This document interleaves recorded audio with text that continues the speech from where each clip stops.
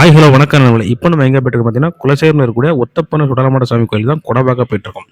இந்த முறை என்னாச்சுன்னா, நமக்கு 2 குடை ஒரே நேரத்தில வந்துருச்சு. சங்கநேரி சுடலை கோயில்லயும் குடை வந்ததுனால, நம்ம டெம்பிள் பாஸ் டீம் 2ஆ ஸ்ப்ளிட் பண்ணி, ஒரு டீம் இந்த பாருங்க இதான் நம்ம டீம். இந்த டீம் வந்து பார்த்தீங்கன்னா, சங்கநேரி குடை பார்க்க போயிருச்சு.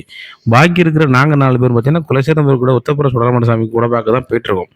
இது குடை பார்க்க போற வழியில அங்க போட்டிருந்த லைட்டிங் தான் உங்களுக்கு நான் இப்ப காட்டிக்கிட்டு இருக்கேன். நம்ம கோயில நெருங்கி வந்துட்டோம். கோயில் பக்கத்தில பார்த்தீங்கன்னா, அலங்காரம் நடந்துட்டு இருந்துச்சு. சரி அப்போ இன்னொரு 1/2 மணி நேரம் கழிச்சு வரலாம் அப்படிங்கிறதுனால நாங்க சரி ஓகேன்னு சொல்லிட்டு நேரா வண்டிய வெள்ளமடத்துக்கு விட்டுட்டோம். வெள்ளமடத்துக்கு போயிட்டு டீ சாப்பிட போலாமா அப்படின்ட்டு பார்த்துட்டு இருந்தோம்.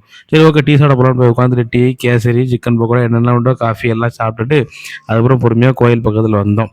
கோயில்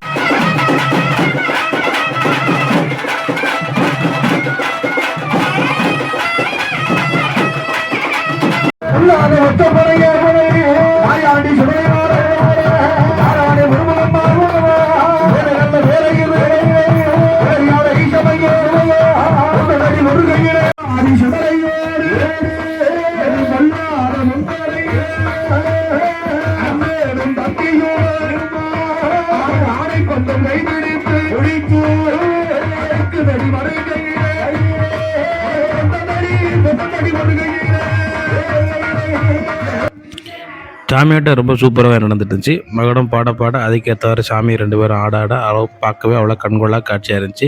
உங்கள் ஊரில் இந்த மாதிரி குடம் நடக்குன்னா நீங்கள் கமெண்ட் பண்ணுங்கள். சாமியாட்டம் முடிஞ்ச கையோடி சாமிக்கு பலி கொடுத்த கிடாரை வெட்ட ஆரம்பிச்சிட்டாங்க. மறுநாள் காலையில் மட்டன் கறி வச்சு சாப்பாடு தரணும்ல, அதை இப்போயும் ரெடி பண்ணால் சரியாக இருக்குங்காண்டி எல்லாம் வெட்டிக்கிட்டு இருந்தாங்க. அதை பார்த்துட்டு படப்பை பிரிச்சுட்டு சாமிக்கு போட்ட அன்னப்படப்பை விளம்பரத்துக்காக ரெடி ஆகிட்டாங்க.